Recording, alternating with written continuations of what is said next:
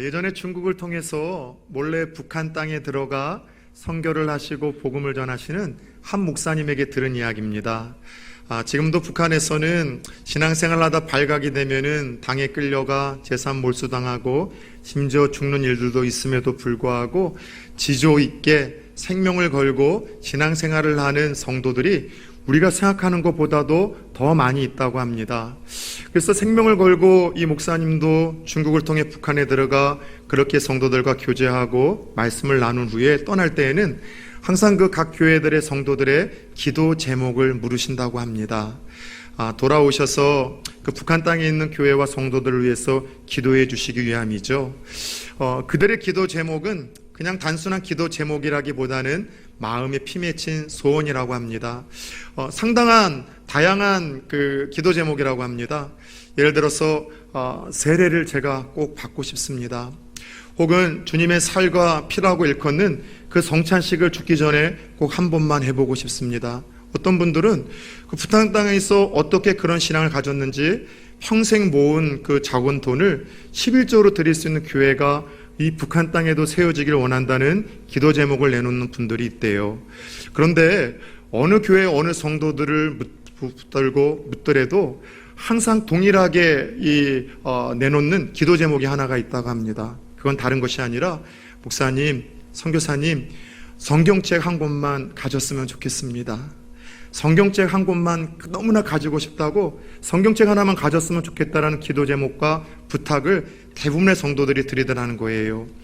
사실 저희들 같은 경우는 집에 성경책 한 권 이상은 다 굴러다니지 않습니까? 근데 그들에게 성경의 의미는 우리하고는 조금 다른 것 같아요. 고난 중에도 자신들의 믿음이 자랄 수 있는 유일한 방편이죠. 심지어 끌려가 오늘 죽더라도 그 죽음에서도 더 강한 믿음을 가질 수 있는 유일한 방법, 고난을 이겨내고 오늘의 두려움을 헤쳐내기 위해서 자신들이 잡을 수 있는 유일한 소망의 끈이 하나님의 말씀이기에 고난 중에도 또 죽음의 생명의 위협 가운데에도 신앙 잃지 않도록, 믿음 포기하지 않도록 이 고난을 이겨낼 수 있도록 하나님의 말씀이 내게 필요하다라는 그 의미로 성경책 한 권을 그렇게 꼭 하나님께서 주셨으면 좋겠다라고 기도 제목으로 내놓는다는 것이죠. 여러분, 오늘 함께 읽었던 이 본문, 그리고 요즘 계속해서 고소영의 하나님을 기대하라고 이 제목으로 나누고 있는 베드로전서도 그런 의미에서 쓰여진 편지라는 것을 여러분들에게 소개해드린 바가 있습니다. 고난 중에 흩어진 성도들을 위로하고 격려하기 위해 베드로 사도가 펜을 들어 보낸 위로의 서신, 격려의 서신이 베드로전서이죠. 그런데 참 이상한 것은 그 고난 중에 있는 성도들을 위로하고 격려하는 일에 있어서 베드로는 그냥 막연하게 무턱대고 위로하고 격려만 하는 것이 아니라 때로는 오히려 정신이 번쩍 들 만큼, 어떤 때는 조금 서운하리 만큼 그 구원받은 성도들이 고난 속에서도 마땅히 추구해야 될 신앙의 자세에 대해서 도전을 하고 또 가르치고 있더라는 것이죠. 그런 의미에서 지난 시간에 우리는 산 소망을 가진 사람들은 거룩한 삶을 살아야 된다는 하나님의 마음을 알게 되었습니다. 거룩한 삶이라는 것이 뭐라고 했죠? 이 세상의 타락한 문화와 가치관으로부터 나를 멀리하고 하나님께 가까워지는 구별된 삶, 더 나아가 우리 하나님을 닮아 성결하고 깨끗한 삶이 바로 거룩한 삶이라고 하는데, 하나님이 자녀인 우리들에게 바라시는 그분의 작은 바램과 소원이라는 이야기를 함께 나눈 적이 있습니다. 그리고 오늘 함께 읽었던 이 본문에서는 이제 산 소망을 가진 사람들은 고난 가운데에도 한 번만 따라 세웁시다. 산 소망으로 자라가라. 비록 신앙으로 인한 고난과 핍박이 있지만 그 가운데에도 산 소망으로 자라가라는 하나님의 음성을 함께 읽은 본문을 통해서 듣게 됩니다. 사실 자라가라는 이 말씀은 우리가 느끼는 그 의미처럼 성숙하고 성장하라는 의미도 있지만 그런 의미라기보다는 고난을 이겨낼 만큼 더욱 강해져라. 고난을 너희들이 이겨낼 만큼 더욱 너희들이 세져라, 건강해져라, 강해지라는 그런 아버지 하나님의 마음이 담긴 권면과 도전이라고 할 수 있습니다. 특별히 고난 가운데 그 고난을 이겨내고 버텨낼 수 있도록, 그리고 그렇게 자라날 수 있도록 이 베드로는 두 가지의 삶을 오늘 이 서신을 통해서 성도들에게 들려주고 있습니다. 고난 가운데 어떻게 산소망으로 강해질 수가 있을까요? 결론적으로 말씀드리자면은 버려야 될 삶이 있고 사모해야 될 삶, 다시 말해서 추구하고 붙잡아야 될 삶이 있다라고 우리에게 들려주고 있어요. 자, 그렇다면 먼저 고난 중에도 그 고난을 이겨낼 만큼 더욱 강한 믿음으로 자라기 위해서 버려야 될 삶이 무엇인지 우리 베드로 사도가 준 1절의 말씀을 통해서 함께 좀 들여다봅시다. 1절 말씀을 같이 한번 보겠습니다. 시작. 그러므로 모든 악독과 모든 기만과 외식과 시기와 모든 비방하는 말을 버리고 아멘. 우리 성도님들 혹시 그런 경험들 있으십니까? 집에서 이제 하루의 일과를 시작하기 위해서 나서는데 이상하게도 그날따라 입은 옷이 마음에 안 드는 거예요. 남성들은 무언가 넥타이가 좀 어울리지 않는 것 같고, 여성들은 뭐 블라우스라든가 좀 치마가 그날따라 혹은 구두가 모든 이제 옷에 이제 코디와 어울리지 않아서 하루 종일 입고 나가는데 막 찝찝하고 불편하고 빨리 벗어버리고 싶은 그런 어울리지 않는 그 옷을 입어봤던 경험 혹시 있으신지 모르겠어요. 저도 그런 경험들이 참 많습니다. 주일날 이렇게 예배 인도하기 위해서 또 옷을 입고 넥타이를 메고 이렇게 내려오는데 이상하게 자꾸 이렇게 넥타이가 마음에 안 드는 거예요. 그러면 저는 그래도 집이 가까워서 바로 올라가 다른 넥타이를 메고 올 만큼 어울리지 않는 것은 우리들은 어떻게 해요? 하루 종일 신경 쓰고 빨리 벗어버리고는 하죠. 마찬가지로 오늘 베드로를 통해 하나님은 너희들이 선택을 받고 하나님의 자녀로 거듭난 인생들이라면 입어야 될 옷이 있고 벗어야 될 삶의 옷이 있는데 먼저 중요한 것은 벗어야 될 좀 삶의 옷이 다음과 같다라고 우리들에게 들려주고 있는 거예요. 선택을 받아 예수를 믿음으로 하나님의 자녀로 거듭난 하나님의 자녀들이 성장하기 위해서 반드시 버려야 될 옷, 삶이 5가지인데 첫 번째는 무엇입니까? 악독이라고 이야기를 합니다. 악독이라는 것은 쉽게 말해 다른 사람을 해치려고 하는 악한 마음과 행동이죠. 두 번째는 기만이라고 합니다. 기만이 뭘까요? 다른 사람을 속이는 거짓말입니다. 우리 하나님은 일찌감치 사탄의 정의에 대해서 거짓의 압이라고 우리에게 알려준 바가 있습니다. 이 거짓은요, 사탄의 놀이개로 전락이 되어지는 죄예요. 그래서 처음에는 나의 손에 혹은 나의 어떤 위기사항을 모면하기 위해서 그냥 내뱉은 거짓말 하나가 나중에 그 위기를 모면하기 위해서 또 다른 거짓말로 덮이다가 보니 나중에 눈덩이처럼 커지는 이런 발육성이 거짓이라는 죄의 특성입니다. 또 하나 이 거짓이라는 죄는요, 우리에게 고착성이 있어서 한번 습관이 되면 떨어지지가 않아요. 그래서 자꾸 거짓말을 하는 이 습관을 가진 사람들은요, 혹시 여러분들 허언증이라는 병 들어보신 적 있습니까? 거짓말을 하면서 다른 사람을 속이고 기만하다 보면 나중에 그 거짓말을 듣는 나 자신도 여러분 속고 기만당하는 거예요. 그래서 내가 거짓말을 하던 그 이야기가 마치 내 삶에서 이루어진 것처럼, 내가 경험한 것처럼 다른 사람에게 끊임없이 죄책감도 양심의 가책도 없이 전하는 이런 어떤 죄의 이 특성이 바로 거짓이라는 죄의 특성인데, 하나님의 자녀로서는 여러분들 작은 습관조차도 눌러 떨쳐버려야 될, 그런 여러분들 벗어버려야 될 습관이 죄라고 이야기를 하십니다. 거짓, 기만이라고 이야기를 하시죠. 세 번째는 외식입니다. 표리부동한 삶이죠. 겉과 속이 다른 것. 여러분, 특별히 성도님들 중에도 남에게 잘 보이기 위한 선행, 남에게 잘 보이기 위한 거룩, 경건, 섬김을 여러분들 무언가 이렇게 열정을 내시는 분들이 있는데, 참 남에게 잘 보이기 위한 선행과 거룩, 경건을 우리 하나님의 백성들은 좀 경계해야 됩니다. 여러분, 거룩이라는 것은 다른 사람에게 평가를 받는 것이 아니라 아무도 보이지 않는 곳에서 나 홀로 있을 때 나타나는 영성이 거룩이라 말씀드렸습니다. 경건이라는 것은 내가 그리스도인이라는 것을 알아주는 사람이 없는 곳에서 자연스럽게 드러나는 영성이 경건이라고 할 수 있겠죠.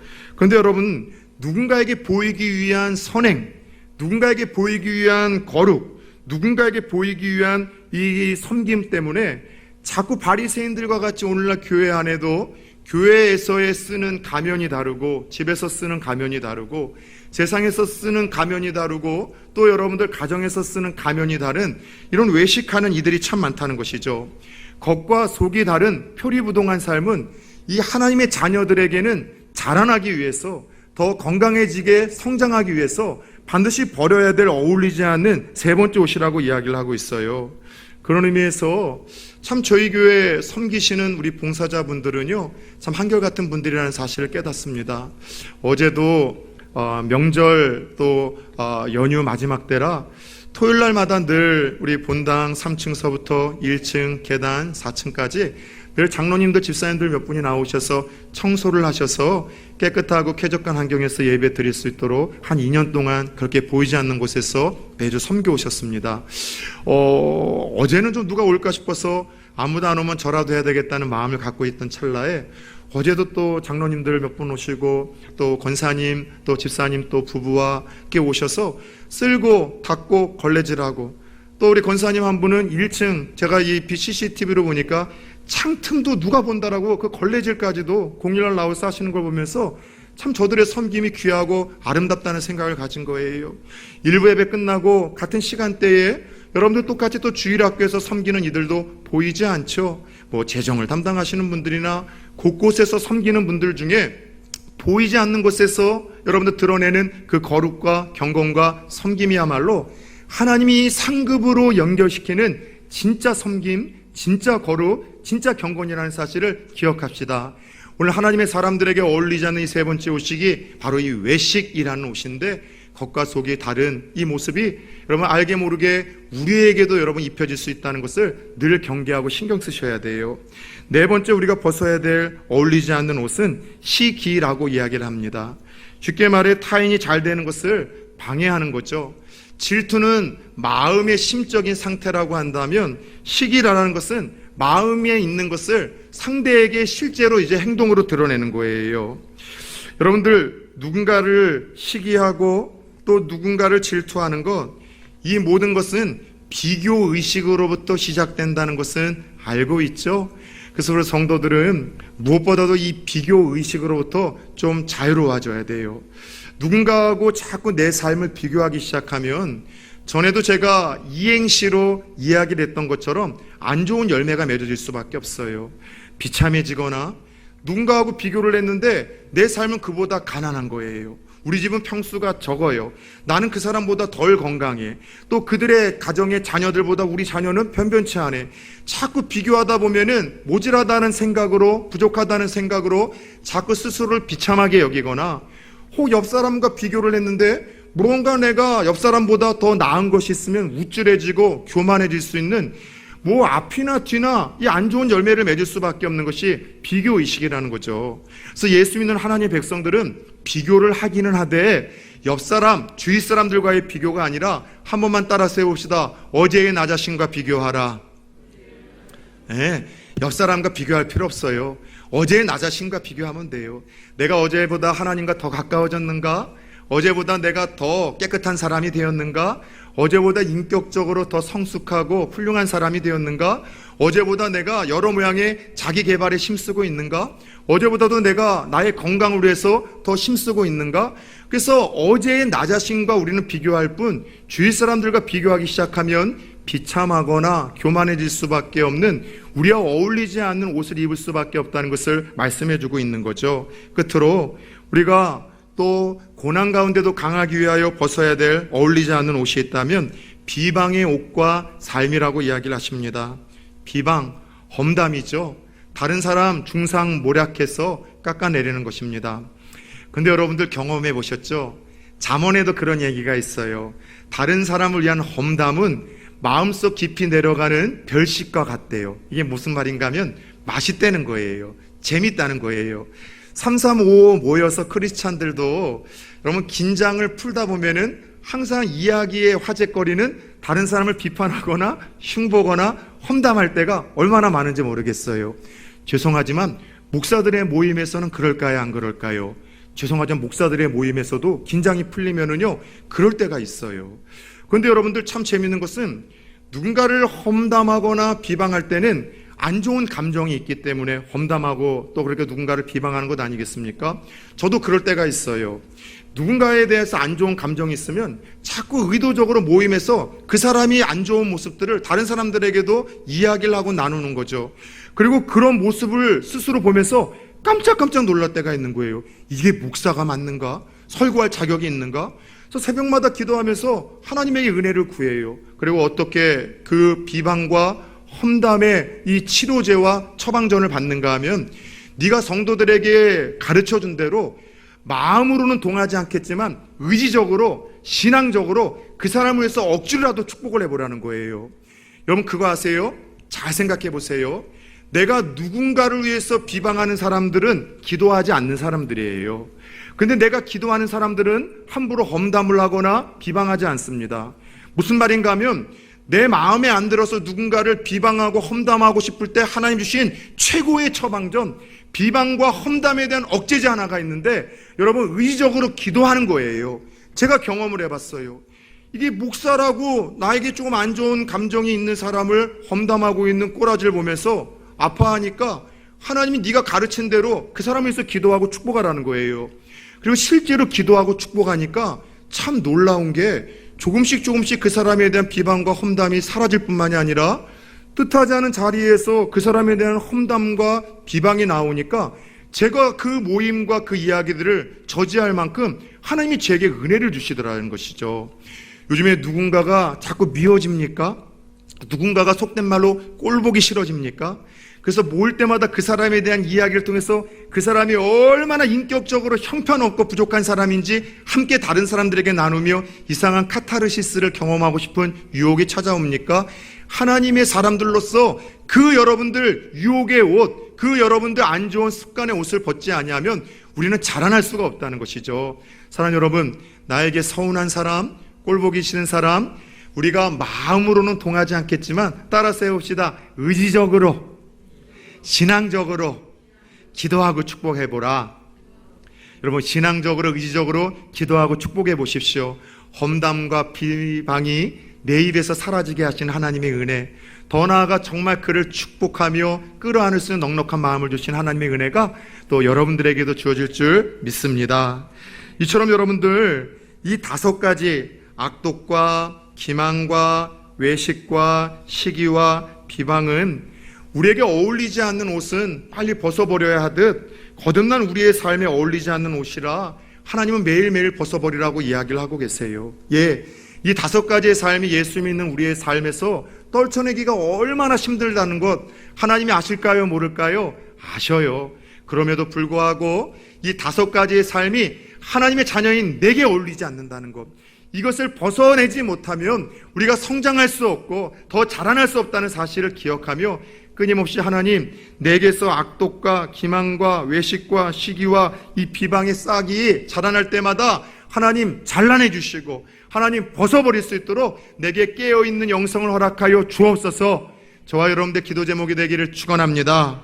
중요한 것은 이와 같이 버릴 것을 말씀하신 베드로는 더 나아가 이제는 우리의 믿음이 고난을 이길 만큼 강해지기 위해서 정말 필요한 것, 사모해야 될 것, 추구해야 될 것, 붙잡아야 될 것이 있음을 2절의 말씀을 통해서 계속 들려주고 있습니다. 2절의 말씀을 같이 한번 읽어볼까요? 시작. 갓난아기들 같이 순전하고 신령한 젖을 사모하라. 이는 그로 말미암아 너희로 구원에 이르도록 자라게 하려 함이라. 아멘. 가끔씩 배고프면 이성을 잃는다라는 이야기를 들은 적이 있습니다. 목사님, 우리 남편은요 배고프면 엄청 민감해져요. 평상시엔 되게 온유한 사람인데 밥 먹을 때를 지나면 갑자기 이제 화를 내거나 짜증을 부리기 시작합니다. 그래서 제때 꼭 이 챙겨 먹이기 위해서 여러분 봉사를 하거나 성경 공부를 하더라도 시간 맞춰서 가시던 분들의 모습이 제가 종종 떠올라요. 혹시 여러분들 가족들 중에도 그런 분들 있습니까? 다른 땐 괜찮은데 배만 고프면 예민해지고 민감해지고 그 굶주림 때문에 짜증을 내거나 화를 내시는 분들 뭐 있을 수 있어요. 그런데 배고픔에 가장 민감하게 반응을 하며 그걸 참지 못하고 짜증내고 화를 표출하는 대상이 있다면 갓난아기들 아닐까요? 아기들은 배고프면은요 부모가 줄 때까지 참습니까? 못 참습니까? 살아있는 아이라면, 건강한 아이라면 못 참아요. 젖 달라고 여러분 줄 때까지 옵니다. 먹을 때까지 옵니다. 엄마가 주면은 그 기회를 붙들기 위해서 다음에도 또 주겠거니 하고 엄마를 믿고 느슨하게 물거나 빠는 것이 아니라 어떻게 빨아요? 죽을 힘을 다해서 빨아요. 그래서 오죽하면은 어떤 힘까지 발휘한다라는 우리가 말을 쓰죠. 젖먹던 힘까지 발휘한다는 말을 쓸 만큼 실제로 이 젖을 빠는 아이의 그 힘은요, 죽을 힘을 다하는, 최선을 다하는 여러분들 그 모습이라고 이야기를 들은 적이 있습니다. 마찬가지로 아이가 젖을 먹어야지만 살 수 있고 자랄 수 있고 또 젖을 그렇게 사모하는 것처럼 거듭난 하나님의 자녀들도 오늘날 영혼의 젖, 양식이라고 할 수 있는 여러분들이 하나님의 말씀에 대한 사모함이 그와 같아야 된다는 거예요. 건강한 아기들은 엄마의 젖을 간절히 사모합니다. 젖 줄 때까지 때를 씁니다. 먹을 때까지 웁니다. 죽을 힘을 다해서 기회를 잡으면은요, 그 젖을 내 배로 채워놓다라는 것이죠. 그런데 만약 생각해 보세요. 아기가 젖을 먹을 시간도 됐는데 젖을 달라고 때를 안 쓰는 거예요. 반응을 안 해요. 그래서 어쨌든 엄마가 젖 먹을 시간이 된 것 같아서 물렸는데 젖을 줘도 애가 빨질 않는다면 솔직히 한번 생각해 봅시다. 그 아이, 여러분 정상은 아니에요. 무언가 문제가 있는 겁니다. 정상이라면 여러분 배고픔에 대해서 반응을 해야 됩니다. 민감해져야죠. 기회가 왔을 때 여러분 최선을 다해서 내 것으로 만들어야 되는 것, 그것이 건강한 아이의 모습 아닙니까? 마찬가지예요. 오늘날 우리 성도들도 믿음이 자라기 위해서, 강해지기 위해서 무엇보다 중요한 것은 하나님의 말씀에 대한 이 공급과 이 말씀에 대한 사모함과 갈급함이 무엇보다도 중요하다는 것이죠. 그런데 마찬가지로 예수를 믿어 하나님의 자녀로 거듭났는데 그런 하나님의 자녀에게 여러분 하나님 말씀을 먹지 못함에도 불구하고 오랜 시간 영적인 배고픔이 없다면, 하나님의 말씀에 대한 간절함과 사모함이 없다면 그 영적인 건강 상태는 좋은 것은 아니라는 것이죠. 한번 물어봅시다. 일주일 동안 여러분들 바쁘다 보면, 또 무언가 중요하게 처리해야 될 일이 있다 보면은, 또 내가 게을러지다 보면은 말씀 생활을 못할 때가 참 많습니다. 성경 읽기와 듣기와 연구의 중요성을 모르는 성도들이 대한민국에 어디 있겠습니까? 그래서 말씀에 대한 부담감과 말씀의 중요성은 모든 성도들이 알고 있어요. 그러나 그 부담감과 중요성과는 달리 말씀을 실제로 생활화하는 성도들은 많다 적다? 적어요. 옆에 사람 한번 쓱 봅시다. 당신 이야기 하시네요. 네. 말씀을 우리가 잘 못 읽어요. 그런데 한 번만 더 물어볼까요? 여러분 일주일 동안 바쁘고 분주하고 중요하게 해결해야 될 일이 있거나 내가 게을러져서 영적으로 침체가 돼서 말씀 생활을 하지 못하고 교회에 왔을 때 여러분의 마음은 좀 어떻습니까? 대부분 이런 마음 아니에요? 하나님께 죄송한 마음, 무거운 마음, 죄책감. 여러분 하나님의 말씀에 대해서 내가 꾸준히 생활해야 되지 않았을 때 드는 생각은 말씀에 대한 죄책감이에요. 아, 내가 진짜 맞나? 아, 내가 이거밖에 안 되는가? 막 무거운 거예요. 근데 여러분 잘 들어보세요. 여러분들 밥을 못 먹었을 때, 그래서 배고픔을 느낄 때 그때 여러분 죄책감을 갖는 분들 있습니까? 아, 내 위에 아무 양식을 채워주지 않은 거에 대해서 막 위한테 죄책감이 들고 나를 낳아준 부모에게 죄책감이 드는 그런 성도들이 있어요? 없잖아요. 배가 고프고 공복을 느끼면 어떤 마음이 들어요? 죄책감이 아니라 빨리 먹고 싶다라는 갈급함이 생기는 것이 정상 아니겠습니까? 그런데 하나님의 말씀은 우리들에게 영혼의 양식이라고 하는데 그 영혼의 양식을 여러분 제때제때 공급받지 못하고 먹지 못할 때는 왜 우리에겐 죄책감이 드는 걸까요? 왜 우리의 양심이 찔리는 걸까요? 잘 들으셔야 돼요. 이거는 아직도 하나님의 말씀을 율법으로 생각하는 우리 한국의 정서 때문에 그래요. 하나님의 말씀은 율법도 많지만 이 말씀은 우리의 영혼의 살을 찌우고 우리의 믿음을 자라게 하고 어떤 고난 가운데 우리를 이겨내게 만드는 강력한 영양 공급원, 하나님께서 주신 이것은 양식인데 이걸 자꾸 율법으로만 생각하니까 그 양식을 먹지 못한 허기짐을 어떤 걸로 여러분도 우리는 반응을 해요? 죄책감과 하나님을 향한 미안함과 죄송함으로 갖게 되더라는 것이죠. 저는 적어도 부산 초원교회 성도님들만큼은 하나님의 말씀을 일주일 동안 매일매일 꾸준히 먹지 못하고 듣지 못하고 가까이 하지 못한다 할지라도 교회에 올 때마다 죄책감이라기보다는 오히려 거룩한 건강한 영적인 갈급함으로 그 말씀의 공복에 대한 반응이 드러날 수 있기를 축원합니다. 그래서 하나님 일주일 동안 제가 말씀을 못 읽어서 이번 주 말씀이 정말 중요합니다. 하나님, 일주일 동안 내가 성경을 못 읽었기 때문에 이번 주 말씀으로는 내 영혼을 세워주셔야 됩니다. 나를 하나님 채워주셔야만 합니다. 이런 갈급함을 가지고 말씀 앞에 설 수 있는 성도님들 되어지길 축원합니다. 더 나아가 말씀 생활이 요즘에 내게 멀어지고 있고 무너지고 있다는 생각이 들 때마다 죄책감이나 수치심이 아니라 말씀에 대한 갈급함을 가지고 오히려 그 선한 마음으로 말씀에 대한 사모함과 갈구함을 가지고 다시 말씀을 가까이 할 수 있는 그런 거룩한 반응을 보일 수 있는 성도님들이 되기를 축원합니다. 그래서 하나님은 우리가 영적인 굶주림에 이와 같이 민감하게 반응을 하며 영의 양식을 갈망하는 존재가 되기를 원한다라고 오늘 우리에게 말씀을 하시는 거예요. 그런데 참 흥미로운 것은 우리가 하나님의 말씀에 대한 갈급함과 사모함을 갖고 먹어야 되는데 그냥 말씀, 그냥 젖이 아니라 오늘 이 절을 잘 보세요. 어떤 젖이에요? 순전하고 신령한 젖을 사모하래요. 그냥 젖, 그냥 말씀이 아니라 순전하고 신령한 하나님의 말씀을 너희가 먹어야지만 비로소 건강하게 잘 자랄 수 있다는 것이죠. 여러분, 먹는다고 다 자랍니까?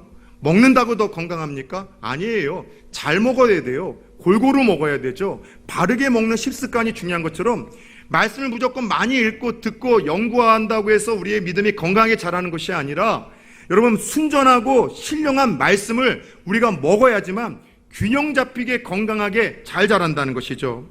순전한 젖이 무엇일까요? 쉽게 말해서 불순물을 섞이지 않은 말씀을 의미합니다. 여러분, 그 어머니의 모유에는 아기들이 병균을 이겨낼 수 있는 면역력도 있고 최고의 여러분 영양분이 있다라는 이야기를 들었습니다. 근데 그 모유에 물을 탄다면 어떨까요?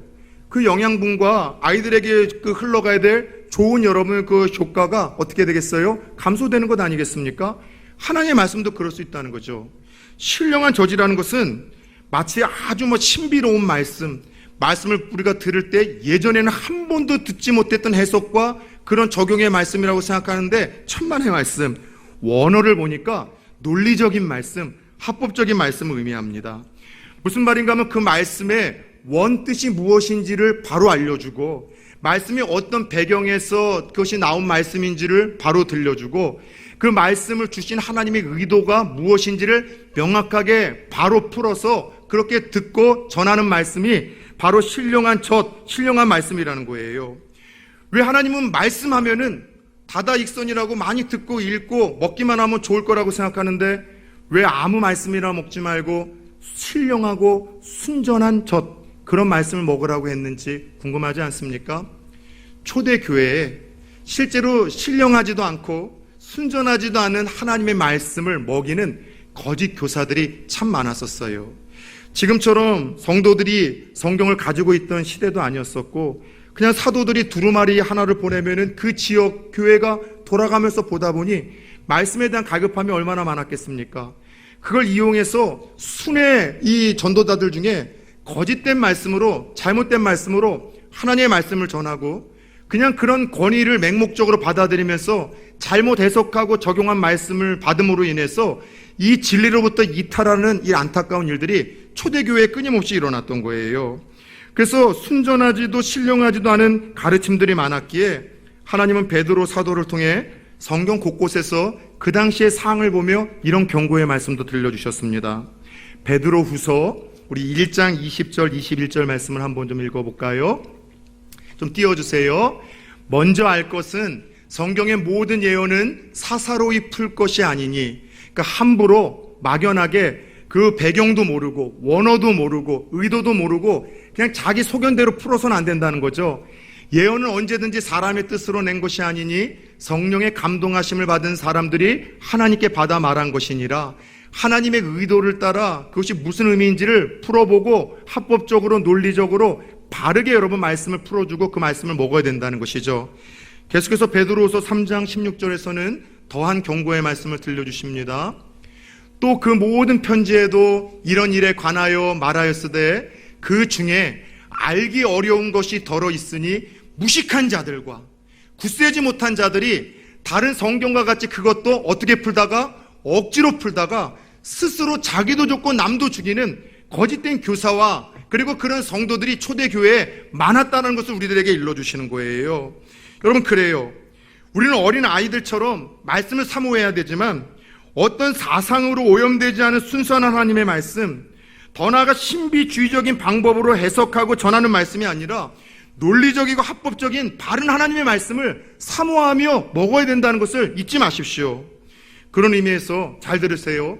하나님의 말씀은 교회에서 믿을 만한 영적인 아비를 통해서 꾸준히 먹고 배우는 것이 가장 좋습니다. 왠지 아세요? 이단들은요, 그리고 어떤 건강하지 못한 단체에서는요, 말씀의 의도가 있어요. 자기들의 단체에서 주장하는 사상, 신념, 가치관, 전통, 그리고 무언가 중요시 여기는 신앙의 강조를 위해서 말씀이 틀린 거는 아닌데 그렇게만 해석을 하면 안 되는데 다 그쪽으로만 막 쏠리는 거예요. 여러분, 잘 들으셔야 돼요. 틀린 것은 아니나 바르지 않은 말씀이 제일 문제예요. 이단들의 특징은 틀린 말 안 해요. 그런데 하나만을 가지고 모든 마치 성경이 다 그 얘기를 하는 것처럼 이렇게 여러분 이끌어가는 게 큰 문제점이라는 거죠. 여러분, 모든 이단들의 특징이 그거예요. 건강하지 못한 단체들의 특징이 뭐예요? 성경 해석을 자기들이 강조하는 그 사상에 맞추는 거예요. 자기들이 중요하다고 가르쳐왔던 그 가치관으로 그것을 성도들에게 도전하고 이끌어가기 위해서 그렇게 무리하게 해석하고 적용하고 가르치는 일들이 이단과 선교단체에 여러분 상당히 많더라는 것이죠. 여러분의 마음속에 일어나는 반론을 저도 공감합니다. 그렇다고 해서 교회에서 말씀은 다 옳고 바르냐? 목사들이 전하는 말씀과 해석은 다 바르냐? 틀릴 수도 있죠. 교회에서도 목사들도 말씀을 잘못 해석하고 전할 위험은 늘 있습니다. 그래서 설교자의 영성이 중요한 거예요. 설교자의 영적인 건강이 중요하고 그 목사가 어떤 교단에서 어떤 신학교에서 어떤 교리와 어떤 신학과 말씀을 배웠는지가 중요합니다. 그 목사가 얼마나 성경 연구에 박식하고 집념을 하고 있는 사람인지, 얼마나 경건세적을 읽으며 하나님의 말씀을 바르게 해석하고 적용하고 풀어주려고 노력하는지 그 목사에 대해서는 판단하는 것이 정말 중요한 시대라는 것이죠. 생각해 보세요. 젖 먹이는 엄마가 매일 술을 먹어. 그럼 그 젖을 통해서 아이에게는 알코올이 흘러가는 것 아닙니까? 엄마가 매일 담배를 핀다고 합시다. 아이에게는 애꿎제 여러분 니코틴이 흘러가는 거예요. 엄마가 커피 마시면 여러분들 아이에게는요 뭐가 흘러가요? 카페인이 흘러가는 거고, 약 먹으면 약기운이 흘러가는 거기 때문에 그 말씀을 전하는 먹이를 주는 그 어미가 정말 중요한 법이에요. 사랑하는 여러분들, 새벽마다 제 기도 제목 중에 하나가 뭔지 아세요? 날마다 이 찬송을 불러요. 주여 내게 성령으로 충만하게 채우사 생명수가 강물처럼 흐르게 하옵소서. 내일은 해가 뜨지 않았으면 좋겠어요 라는 절박한 마음으로 한번 찾는 성도들, 대부분 그런 성도들이 삶이 바쁘고 또 믿음이 연약하다 보니 말씀 생활을 못하다 보니 단 한 번 그 듣는 말씀을 통해서라도 회복시키고 치료하고 하나님의 뜻을 알리고 살려내고 싶어서 30분 40분에 목숨을 거는 거예요. 설교 준비를 하다 보면은 원고는 4-5장이 됩니다. 저는 부지런히 연구를 해요. 여러 이야기들 해석을 내나가죠. 그러나 주어진 시간 속에서 성도님들의 신앙의 수준이 다 다른데 어떻게 어린아이로부터 노년에 이르신 분들, 예수 감 믿은 분들이나 오래 믿으신 분들이 다 이해할 수 있도록 쉽게 전할 수 있을까? 줄이는 것이 지금도 제일 힘들지만 여러분 이것이 제가 하는 일들이에요. 사랑하는 여러분들, 하나님의 말씀에 대한 갈급함과 사모함이 있대, 어린아이 같은 사모함이 있대, 신령하고 순전한 말씀을 사모할 수 있는 분별력이 주어질 수 있기를 예수의 이름으로 축원합니다. 더 나아가 부산 초원교회 강단에서 말씀을 전하는 이동화 목사가 그런 신령하고 순전한 말씀을 온전하게 전할 수 있는 영성과 실력을 가질 수 있는 목사가 될 수 있도록 저를 위해서 기도해 줄 수 있기를 부탁드리겠습니다. 그렇다면 어떻게 구체적으로 하나님의 말씀으로 구원에 이르기까지 자라나는 삶을 살 수가 있을까요? 다른 것 아니에요. 자, 오른손을 한번 쫙 펼쳐봅시다. 개구리 손바닥처럼요. 많이 들어보셨을 거예요. 기본적인 거예요. 이 기본적인 걸 안 해서 문제이죠. 따라서 해보자. 듣고, 읽고, 연구하고, 암송하고, 묵상하라. 거꾸로 한번 해볼까요? 묵상하고, 암송하고, 연구하고, 읽고 듣고, 가장 중요한 것은 말씀을 듣는 것으로부터 시작을 합니다. 믿음은 들음에서 나며 들음은 그리스도의 말씀으로 말미암는다는 로마서 10장 17절의 말씀처럼 무엇을 듣느냐가 참 중요해요. 죄송하지만 여러분, 제가 주일날 아침에 이제 샤워를 하면은 샤워하면서 주로 찬송을 많이 하는데, 오늘은 저도 모르게 사나이로 태어나 이 뿡짝을 부르기 시작하는 거예요. 트로트를. 왠 줄 아세요? 어제 늦게까지 그 나훈아 콘서트 화요일 날인가 보고 제가 뿅 가서, 어제도 제 방송 또 보다가 잠드니까 아침에 일어나니까 나도 모르게 뭐가 나와요? 트로트가 나온 거예요. 사내답게 살다가 사내답게 죽는다. 뭘 듣느냐가 참 중요해요. 하나님의 말씀을 끊임없이 들어야지만 바르게 성장합니다. 두 번째, 뭘 보느냐가 중요하죠. 하나님의 말씀을 읽어야 돼요. 세 번째, 연구하십시오. 말씀 연구의 제일 좋은 방법은 큐티예요. 큐티. 여러분, 우리 교회는 새벽 이 본문이 두란노 서원에서 나오는 생명의 삶이라는 그 큐티집의 본문을 따라 같이 진행을 하고 있습니다. 새벽에 나오지 못하시는 분들은 얼마 안 해요. 좀 사셔서 그 말씀을 좀 깊게 좀 보세요. 내게 필요한 말씀을 나에게만 주시는 하나님의 음성을 듣는 시간. 물론 큐티가 마약과 같이 그날 우리의 믿음을 고치시키거나 나를 변화시키진 않습니다. 큐티는 마약이 아니라 보약과 같은 역할을 해요.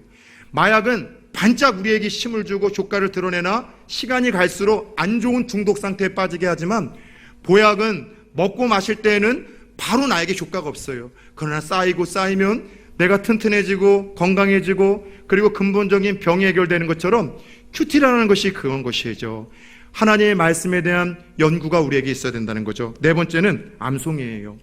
말씀을 읽거나 보다가 내게 은혜가 되는 구절이 있잖아요. 감동이 되는 구절이 있잖아요. 그냥 흘려버리지 마세요. 하나님이 내게 주시는 말씀일 수 있어요. 내게 주시는 소망일 수 있어요. 그런 말씀은 손바닥에 적으세요. 손바닥에 적고 저는 외웁니다. 컴퓨터에 포스트잇에 적으세요. 주부들 하루 종일 여러분 설거지하면서 싱크대 위에 내가 그날 읽었던 말씀에 특별히 감동과 은혜가 있다면 적으세요. 돌에 새기는 것이 어렵지, 한번 돌에 새기면 영원히 간다는 사실을 아십니까? 계속해서 보고 또 보면은 그 말씀이 내 신비에 세워져요. 그런데 말씀이 암송되어지면 어떤 효과가 있는 줄 아세요? 이것이 성령의 검이 되어져서 나를 유혹하는 시험과 공격으로부터 나 자신을 지켜내고, 사랑하는 내 주위 사람들을 지켜내고 그들을 살려내는 성령의 검으로 하나님 말씀을 이용하는데, 그 말씀은 내가 외운 말씀이 아니고서는 여러분 작동되지 않아요. 신방 갈 때도 그래요. 어느 한 가정에 신방 요청을 부탁받아 가게 되면은 말씀을 먼저 한 2개 정도 준비해 나갑니다. 그런데 준비하고 간 말씀을 전하는 경우는 열에 1번, 2번이나 있을까요? 8, 9번은 제가 말씀을 준비한 말씀이 아니라 같이 잠깐 교제하며 기도 제목을 나누고 삶을 나누고 하나님께서 깨닫게 하신 그분의 영성과 문제를 보게 하시면서 떠올려 주시는 말씀이 있어요. 근데 떠올려 주시는 말씀은 제가 외운 말씀이에요. 신비에 세운 말씀이에요. 생각해 봅시다. 하나님께서 집사님네에게 주시는 말씀을 제가 읽어드리겠습니다 하고, 목사가 어느 곳에 말씀이 있는지 막 찾고 있어요. 잠깐만요. 그 말씀에 여러분들 목숨을 걸 수 있겠습니까? 제가 외운 말씀을 성령께서 딱 떠올리게 하셔요. 어떤 유혹이 있을 때, 시험이 있을 때 그 말씀 한 구절이 딱 떠오르게 하셔서 내게 힘을 주시고 유혹과 시험을 알뜰하게 거절하게 만들죠. 누군가가 큰 어려움이 있어요. 구원의 확신이 흔들려요. 내가 외웠던 그 말씀 한 절을 가지고 그에게 줄 때 수만 가지의 말보다는 말씀 한 구절이 그를 살려내고 믿음으로 고치시키며 그를 붙들게 하는 그 능력을 얼마나 많이 경험할 때가 있는지 모르겠어요. 하나님의 말씀을 읽거나 감동이 될 때 오늘부터 부지런히 적으십시오. 냉장고에 붙이십시오. 싱크대 위에 붙이십시오. 그 말씀 한 구절 한 구절 보약과 같이 우리의 삶을 얼마나 건강하게 만드시는가 경험하는 은혜가 있기를 축원합니다. 그래서 여러분들 말씀을 듣고 읽고 연구하고 그리고 암송하고 묵상하는 거를 예전에 한 목사님에게 이런 모습으로 제가 여러분들 교육받은 적이 있어요. 잘 보세요. 이게 하나님의 말씀이라고 합시다. 첫 번째가 뭐라고요? 말씀을 읽는 것이 중요하지만 읽는 것만으로는 말씀이 위에 설 수 있어요, 없어요? 늘 말씀이 흔들려요. 읽는 것만으로는 부족해요. 그러나 읽고 듣는 것 두 가지가 있으면 그 말씀이 어때요? 붙잡혀요. 그러나 바람이 불거나 누가 뺐으면은 힘을 못 써요. 그러나 읽고 듣고 연구하고 암송하고 묵상하기 시작할 때 말씀은 꽉 우리를 사로잡고 잡히게 돼요. 마귀가 세상 유혹과 시험으로 또 잡아 빼려고 해도 잘 안 빠져요. 잘 안 빠져요. 왜 아멘 안 하십니까? 따라서 여러분들, 이 고난의 때에 고난을 이길 수 있는 강함을 얻기 위한 하나님의 이 말씀은 이런 의도로 우리에게 주신 거예요. 너희들이 고난 가운데 무턱대고 그 위로와 격려로 오늘 하루하루 이겨낼 수 있는 마약을 얻는 것이 아니라 말씀의 기능과 효과를 통해서 신령한 젖, 순전한 젖을 너희 것으로 사모함으로 인하여 말씀을 통하여 보약과 같은 하나님의 은혜를 덧입는 이 시대의 주인공이 되라고 오늘 이 시대 바쁘고 분주해서 말씀의 가치와 소중함은 늘 입으로 이야기하지만 실천하지 못하는 저와 여러분들에게 이 어두운 시기에 하나님이 들려주시는 음성이라는 것이죠. 사랑하는 여러분, 하나님의 말씀을 충분히 먹지 못한 상태에서의 봉사생활은 늘 흔들려요. 하나님의 말씀을 충분히 먹지 못한 상태에서의 신앙생활은 흔들립니다. 오늘 1부 때 주일학교 교사들 중에 예배 안 드리시는 분들 예배 드리라고 제가 이영국 목사한테 이야기했어요. 그런 이들에게 저희 자녀들 맡기고 싶지 않아요. 말씀의 은혜가 없으면은요, 마치 샘과 우물이 마르면 그 물을 푸기 위한 바가지의 두레박에 자꾸 모래가 여러분 들어가요. 불순물이 들어가는 것처럼 내게 채워지는 것이 없는데 뭘 다른 사람들에게 흘려줄 수가 있겠습니까? 말씀이 마른 섬김은 내가 죽어요. 쉽게 여러분 유혹과 시험과 고난 가운데 흔들려요.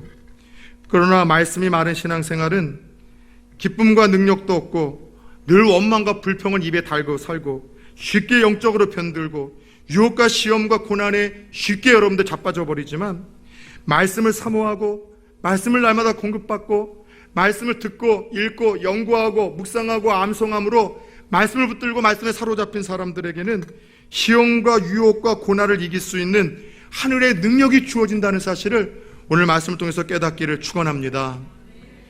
지난 명절 연휴 동안 저도 이제 틈틈이 사무실에 와서 말씀도 좀 읽고 책도 좀 보고 또 여러 영상을 보는 가운데 CBS에서 새롭게 하소서라는 프로를 제가 좀 잠깐 봤어요.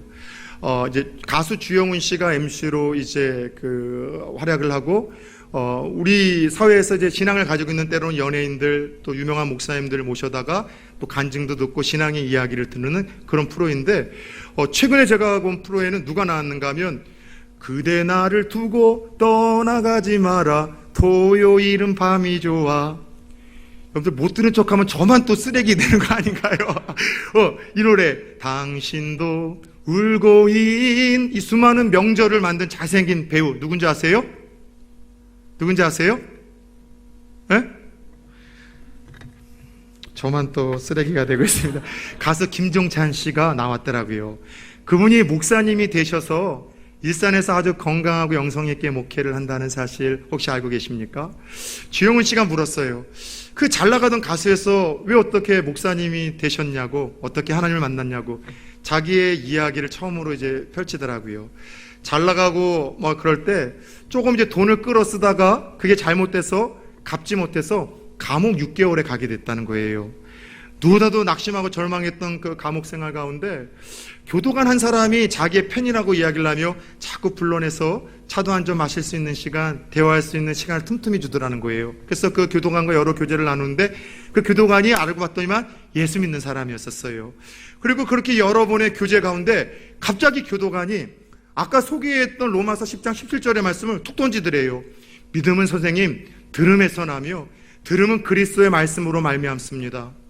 여러분 예수 믿는 사람들도 이 말씀이 그렇게 감동이 되진 않잖아요. 은혜가 되진 않는 구절이잖아요. 근데 예수를 모르던 이 가수 이 김종찬 씨가 뜬금없이 교도관이 던진 이 말에 울컥한 거예요. 하나님의 은혜가 임해서 한 번도 울어보지 않았던 그가 정말 어린아이처럼 펑펑 그 자리에서 울었다는 거예요. 펑펑 얼마나 오랫동안 우는 그 시간 속에서 교도관이 조용하게 찬양을 들려주더래요. 기쁜 날 기쁜 날 주 나의 죄 다 씻은 날. 그리고 교도관을 통해서 그날 예수를 믿게 되고 하나님을 만나게 된 거죠. 그리고 교도관에게 하나 부탁을 했대요. 제게 성경책 하나를 좀 구해 주십시오.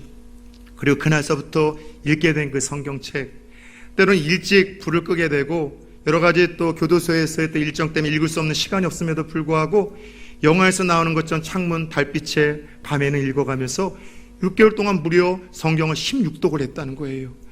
읽을 수 없는 상수들 성경을 16독 하면서 그 감옥이라는 자유를 빼앗긴 그 시간, 명예와 인기와 모든 성공가에서 달리던 사람이 추락했던 그 시간이 자기의 인생에서 가장 행복했던 시간, 그 고난과 역경이 가장 행복하고 아름다운 기쁨의 시간이었다라고 그가 고백을 하고 그 기쁨의 하나님, 은혜의 하나님, 생명의 하나님을 전하기 위하여 자기가 목회의 길을 지금까지도 걷고 있다는 거예요.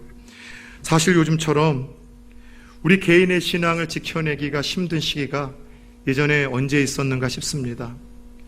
교회 전체가 믿음을 영위해 나가는 것이 이렇게 어려운 시기가 언제였는가 싶을 정도로 참 요즘에는 힘듭니다. 많은 이들의 신앙이 흔들려요. 예전에는 몰랐는데 그 사람 신앙 좋은 줄 알았는데, 믿음 좋은 줄 알았는데 코로나 사태로 인해서 그 사람의 믿음의 원모들이 드러나요. 그리고 실제로 여러 이유로 인해서 두렵고 사람들의 시선이 불편하고 또 불이익 때문에, 실망감 때문에 신앙 잃어버리고 하나님 떠난 사람들이 하나둘 늘어납니다. 그래도 이 명절 연휴 때 여전히 부산에서는 확진자가 있고 예수 믿으러 교회에 오는 사람들을 향한 세상의 불편한 시선에서도 나온 여러분들 대단한 분들이죠. 남은 여러분들은 자신할 수 있습니까? 앞으로 더 예배드리기 힘들어질 때, 그래서 그때는 이거는 교회 핍박이라고 이동환 목사가 목숨 걸고 함께 예배드리자고 할 때 나올 수가 있으시겠습니까?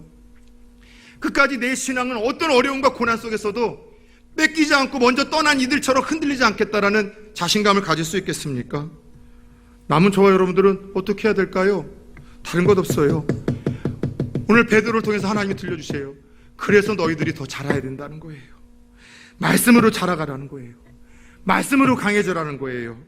말씀으로 유혹과 시험을 이겨내야 되고, 고난은 앞으로 더 커질 텐데 그 고난을 이길 마약과 같이 반짝 괜찮아질 거란 그 이야기가 아니라 보약과 같은 말씀으로 너희의 체질을 바꾸지 않냐면은 마지막 불과 같은 연단과 시험으로부터 우리도 주님을 떠날 수밖에 없는 연약한 존재들이라는 것을 깨어 긴장하라고 주님이 말씀을 하십니다. 사랑 여러분, 산 소망을 가진 자들은 자라가야 됩니다. 어울리지 않는 옷들 과감히 벗어버리듯 자녀로서 어울리지 않는 삶의 옷들을 벗어버립시다. 그래서 예수 믿는 사람들은 삶이 다르다는 것을 설명이 아니라 세상에 증명해 나갑시다. 더 나아가 하나님 말씀 이전보다 더 사모합시다. 이전보다 더 가까이 합시다. 그래서 고난 속에서도 오히려 신앙이 자라고 강해지는 또 다른 저와 여러분들이 되어질 수 있기를 주 예수 그리스도의 이름으로 축원합니다.